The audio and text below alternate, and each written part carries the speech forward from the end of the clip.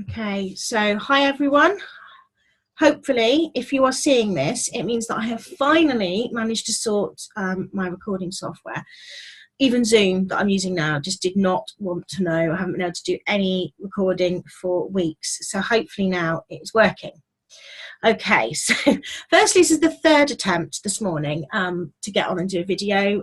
First time was the telephone ringing, second time was someone knocking at the door, and third time was just me being a complete numpty and not setting it up right. So anyway, let's hope this goes a little bit better. What I want to talk about very briefly, because I'll pop out today, is about my husband. Which is going to be far easier than talking about myself, because I hate doing that. I absolutely hate talking about myself.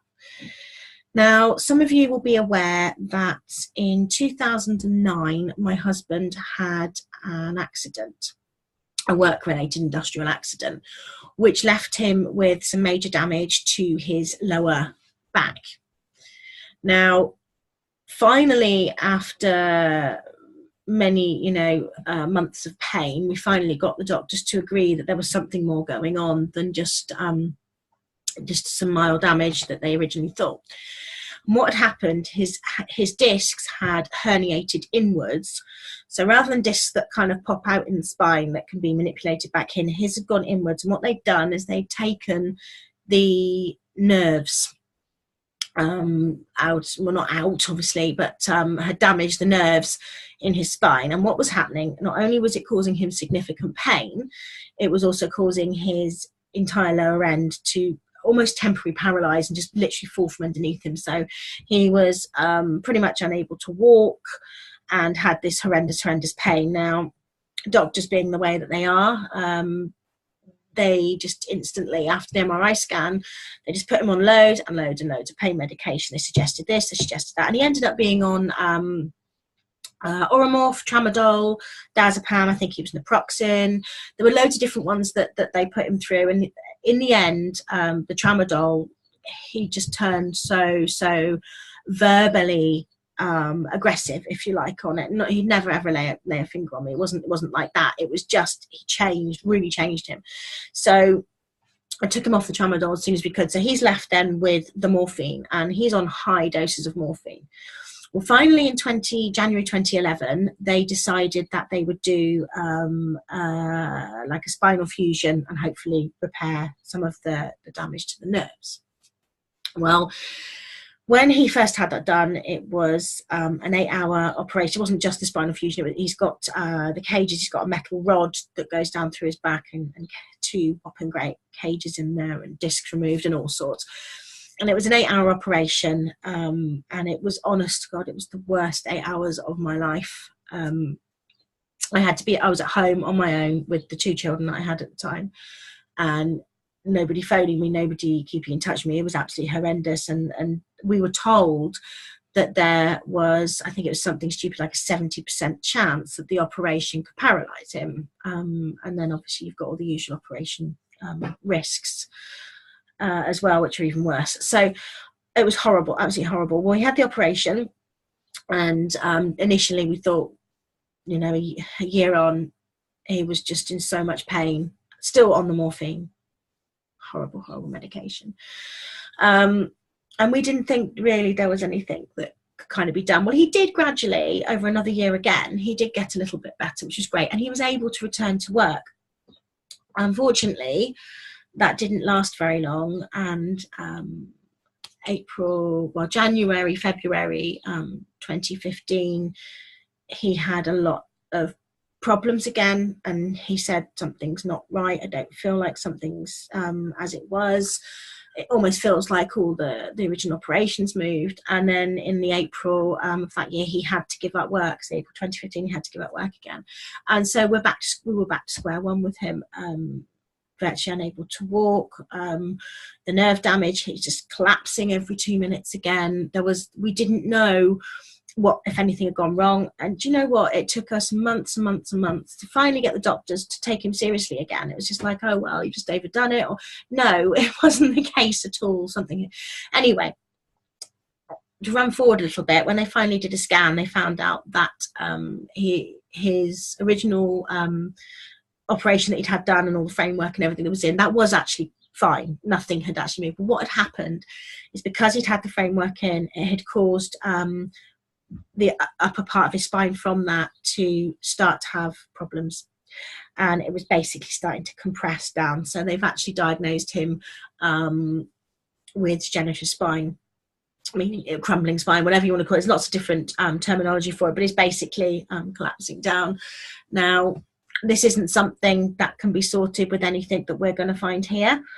The only thing so far that I have found that is going to come even close to repairing and helping with regrowth in his spine is stem cell therapy, which is majorly expensive, and I will be saving for it for him. But it's obviously it's in America. It's not available in the UK, and it's going to cost us a lot of money.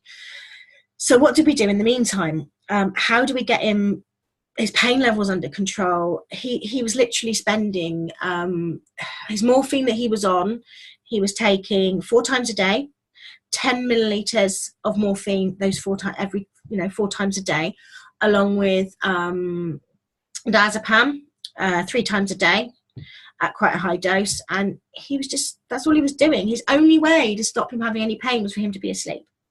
That was what the doctors considered a quality of life, the best that he could hope for. I'm sorry, but you guys know my past. You know how I feel about pharmaceutical companies and doctors, and how I've effectively managed my own conditions. And I was furious. I was not going to accept that. And I've been looking at lots of different things, and it was getting to the stage where I thought, right, do you know what? There's so much benefit of it. We're just going to have to perhaps think about him smoking cannabis. I don't like it. I have my personal reasons for not liking it, but I thought, well, we're not going to have any choice. We really aren't going to have any choice. It's going to come to this. And that's when the company,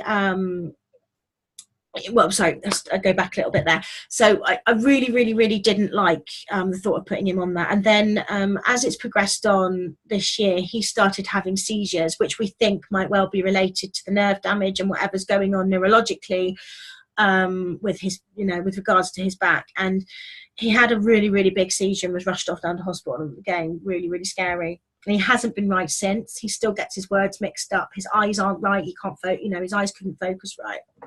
And he was having a fit. He was having even if they were small ones, he was having a fit every single night in his sleep.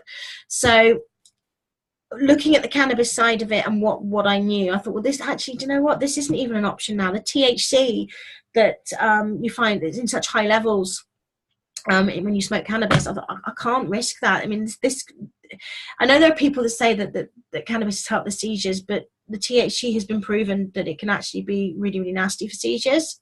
So I was backing off a little bit, thinking, straight cannabis, maybe not a good idea with the seizures. So I still didn't know what I was going to do and how we were going to get him off this bloody morphine. Could the morphine even be causing his seizures? There are such things as medication-based fits. Could this be causing it? We really didn't know. But anyway, the doctors weren't being very helpful, and again, they just expected him to live a life on pain. So as soon as I heard the news that the company that I'm already with were merging with a industry leader called HEMPWORX, as soon as I heard that company was merging their products into ours with the hemp oil, the CBD oil, I knew straight away I had to get my hands on some. I had to have some, and I had to put him on it as soon as I possibly could.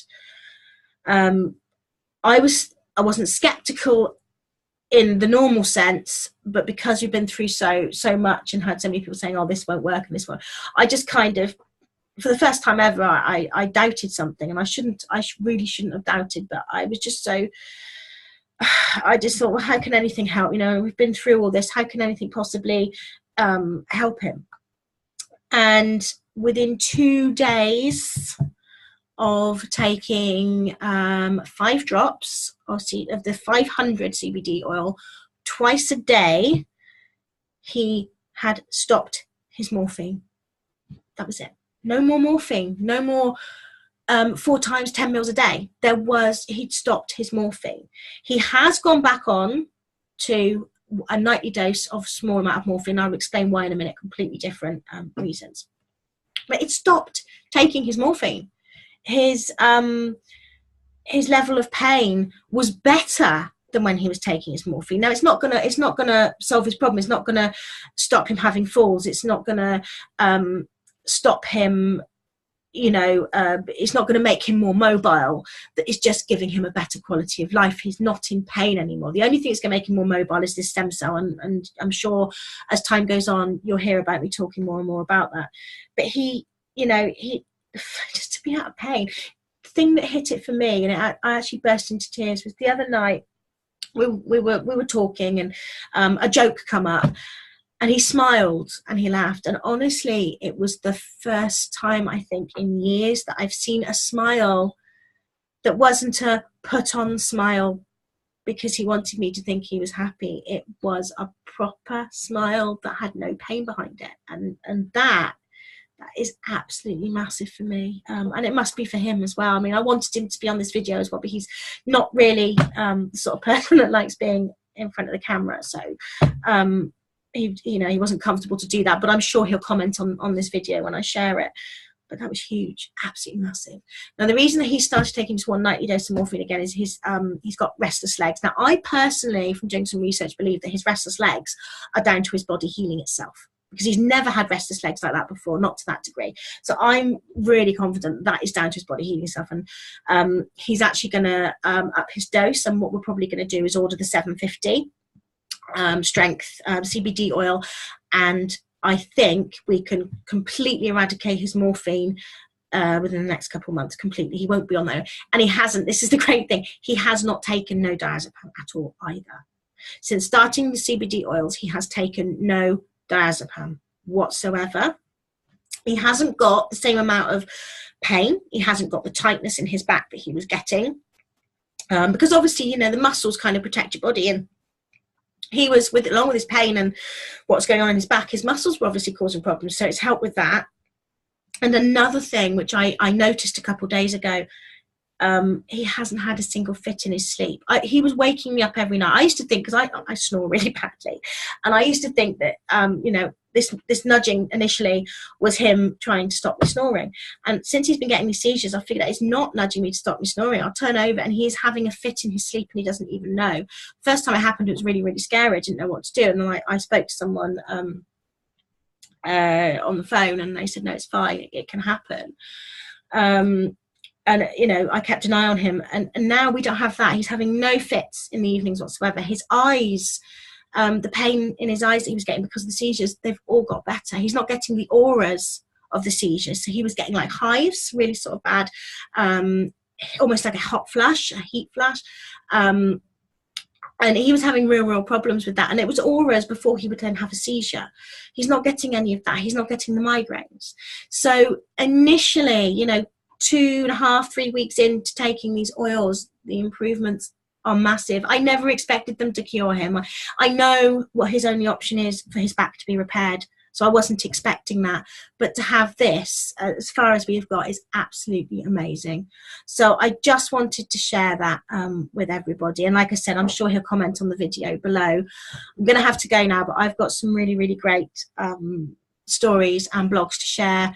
Not just personally, but about other things coming up in the next few weeks. But yeah, finally, if you're watching this, it means I've got the video recording software working, finally, and I can start sharing some more videos with you. So have a great day, everybody, and I will catch up with you soon. Bye.